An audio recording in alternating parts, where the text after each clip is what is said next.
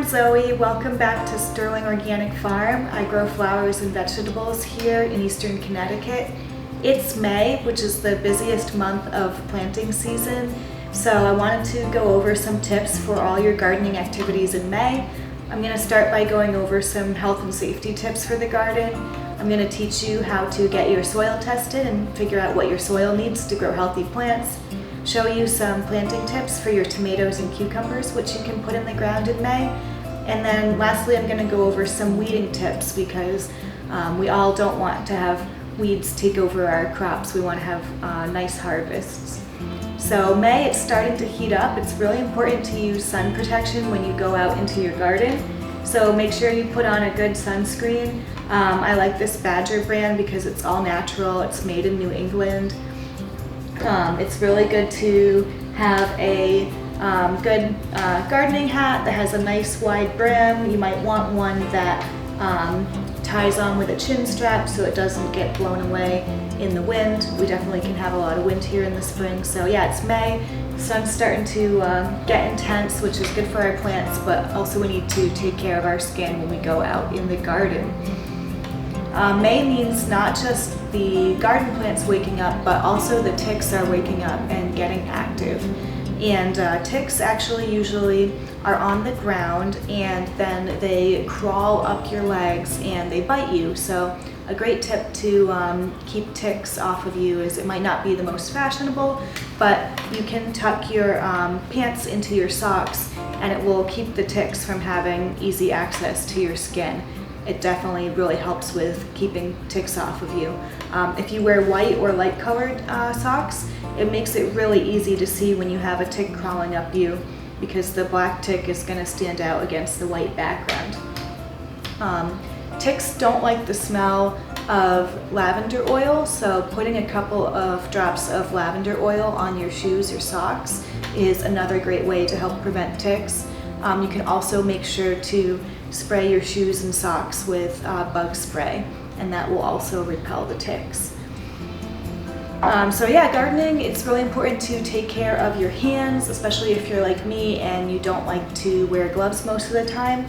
Something you can do before you go out is to take a bar of soap and just rake your nails into it and get soap under your fingernails if you have long nails, and then the dirt won't get into your fingernails because the soap is there.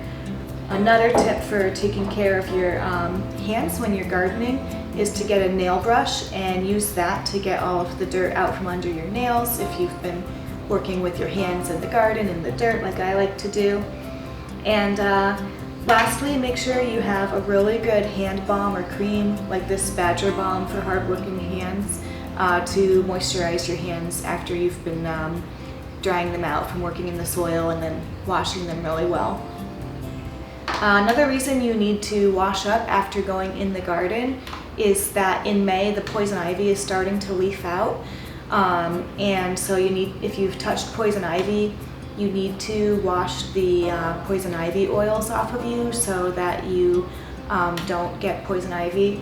This Technu outdoor skin cleanser is really good for removing the poison ivy oils.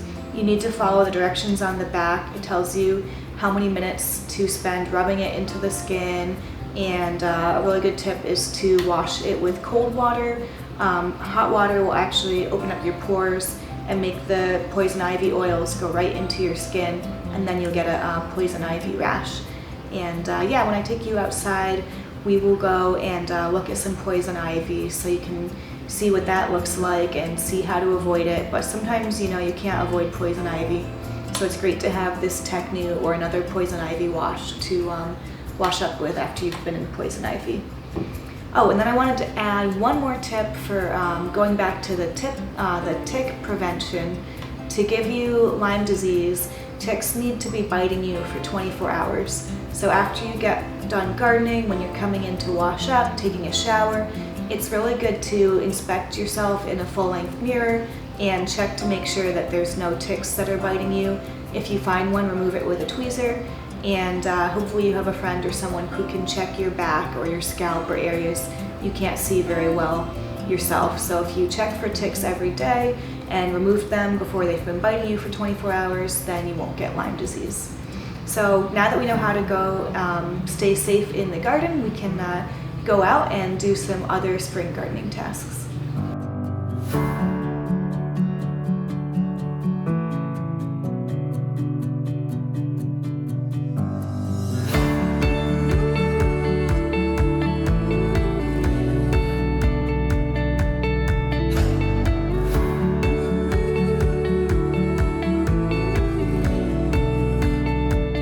Okay, so this is a spot on the property where unfortunately I've had some poison ivy spring up, and so let me give you some tips for identifying poison ivy so you can stay away from it and avoid getting a really uncomfortable rash. So poison ivy, when it first starts to come up in May, the leaves look bright red, and then as it continues to grow they transition from red to green. Poison ivy can be low growing flat along the ground, it can be climbing up trees, it can look like a bit of a shrub, it has different forms, but it always has clumps of 3 leaves. The leaves are shiny, the edges of the leaves are mostly smooth but have a few small bumps in it. So a good way to remember is they say 3 leaves and shiny, that's poison ivy. When you're getting ready to plant your garden, it's a really great time to take a soil sample. Taking a soil sample will tell you what to add to your soil when you're preparing your garden. It can tell you if you are missing any of the 3 main nutrients in your soil which plants need. Those are nitrogen, phosphorus, and potassium. It will tell you how the pH in your soil is doing and what steps you can take if the pH needs to be corrected. So when you submit a soil sample to get tested to find out what nutrients your garden needs, it's important to take a representative sample. So you want to sample an average area of your garden. You don't want to sample somewhere where maybe you spilled fertilizer, or maybe it got really weedy and overgrown and the weeds sucked up all the nutrients in that section. You kind of want to just take an average, pick an average spot for soil conditions. So you can use a tool like this. It's a soil sampler. It's nice because it takes only a little core of the soil, but it gets all the different layers in your soil. You want to go about 6 inches down. If you don't have a soil sampler, you can use a little spade to just dig up 6 inches of soil from a spot. So I'm going to go ahead and press my soil sampler in and pull it out. And then they kind of fell out, but I have my 6 inches of soil taken with the core, and I'll put them in my bucket.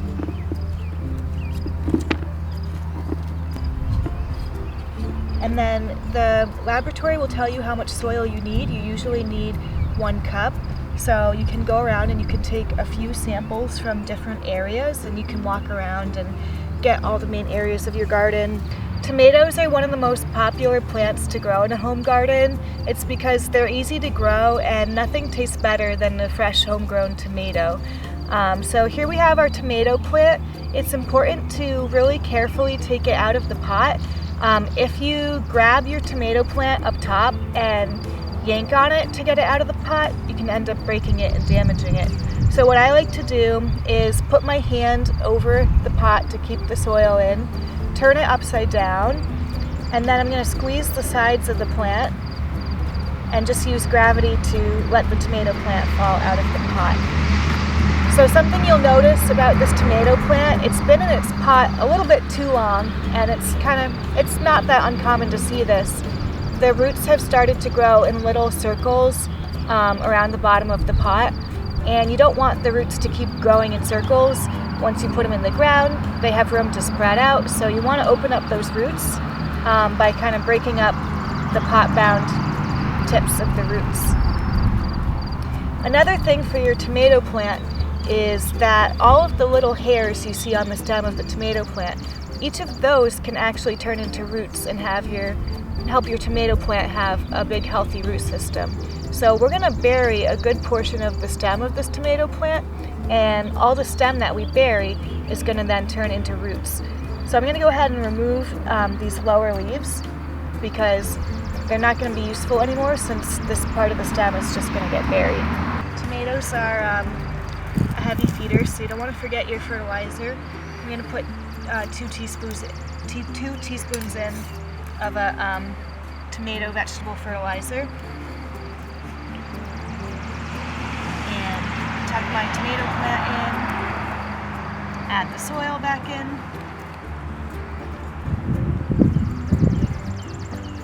And then just give it a couple of good presses to help secure that soil.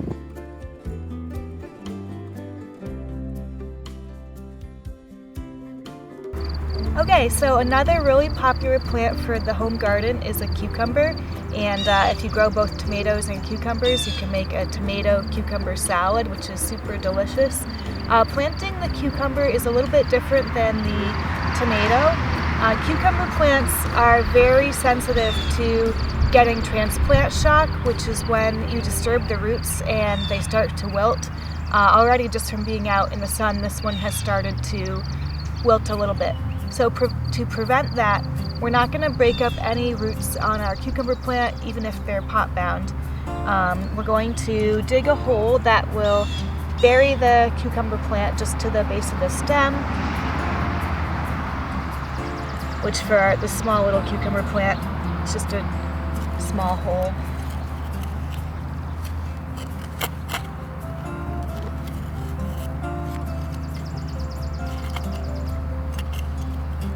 Again, you'll want to use some all-purpose fertilizer, depending on what your soil test indicated that your soil needs. And put our cucumber plant in, fill the soil back in, and give it a good press in. And now to keep that cucumber from getting wilted in the hot sun and dehydrated by the wind and help prevent that transplanting shock, I like to take a small pot or other small container and just cover it. You can press the pot into the soil a little bit to keep the wind from blowing it away, or if you have a rock, you can put a rock over that pot. And just keeping it covered for the first 48 hours, I found really decreases the risk of the cucumber getting transplant shock. It also helps decrease like a mouse or other hungry critter coming in to eat your cucumber seedling that you just put in. So there you go, some tips for growing and planting your cucumbers.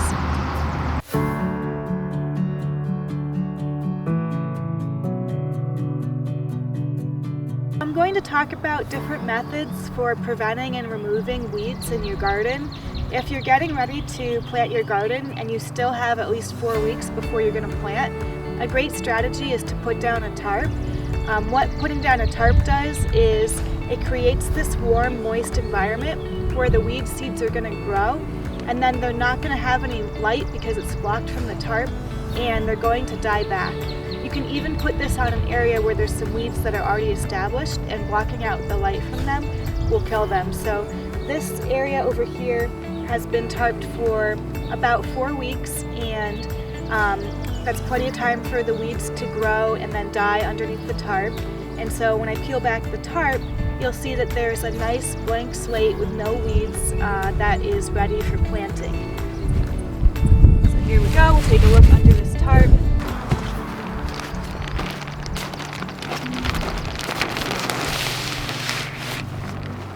So now under my tarp, I'm going to have a nice blank area to plant.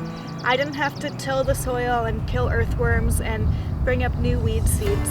So putting down a tarp is a great way to get weeds out of your garden without having to use a tiller and turn over the soil. Well, ideally you want to get your weeds out while they're still really small. A great tool for that is this wire weeder. It just kind of scrapes the tiny weeds off the surface of the soil.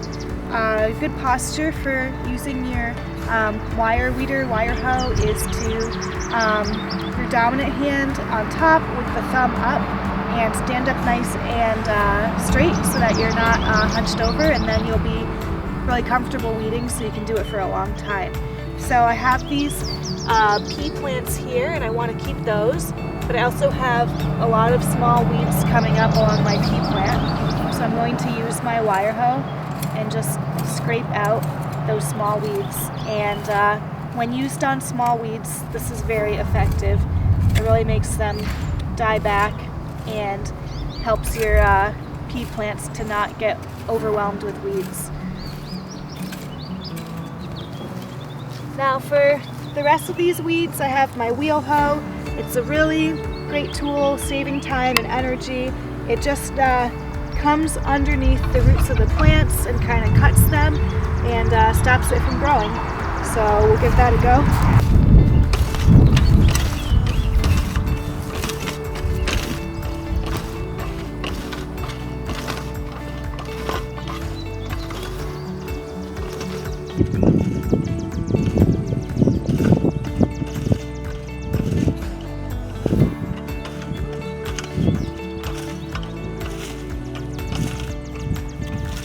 On a nice sunny day like today, these weeds that we just cut under with the wheel hoe, their roots have been disturbed, so they're just going to dry up and die in the sun, and then we can rake them out once they're all dried up, and we'll have this area clean to be able to plant it again. May is a great month to get out in the garden. The weather's really nice. It's warming up enough that you can grow most types of plants in your garden. So I hope you remember my tips for preventing ticks, for preventing poison ivy, for having a safe, healthy, and fun time in your garden. Hopefully you learned something to help your cucumbers and tomatoes be planted successfully, and also some tips to prevent those spring weeds. So it's a great time to get out in your garden. Hope you enjoy, and this has been Zoe from Sterling Organic Farm.